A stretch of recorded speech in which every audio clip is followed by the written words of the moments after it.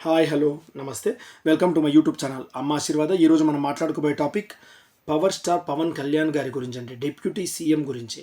ఆయనని చూస్తుంటే చాలా బాధగా ఉందండి. ఎందుకురా అంటే ఒక వ్యక్తి కష్టపడాలి కానీ ఎక్కడికి కష్టపడకూడదండి. తన సాయి శక్తులా కష్టపడాలి కానీ తన తాకత్తు మించి తన సాయి శక్తులను మించి కష్టపడుతున్నాడండి పవన్ కళ్యాణ్ అన్నయ్య.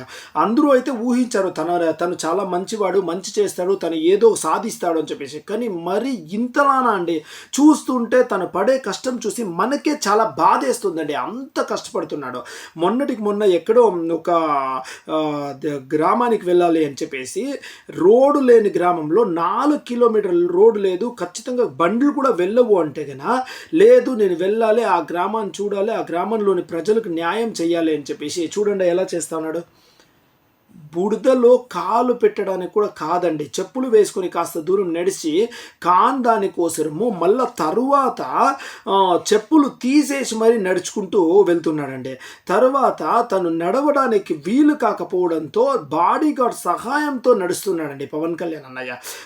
ఇలాంటి అతను నిజంగా రాజకీయాల్లోకి స్టేట్కి ఒకరిగా వచ్చారంటే మాత్రము మన దేశం ఇలా అలా ఉన్నదండి.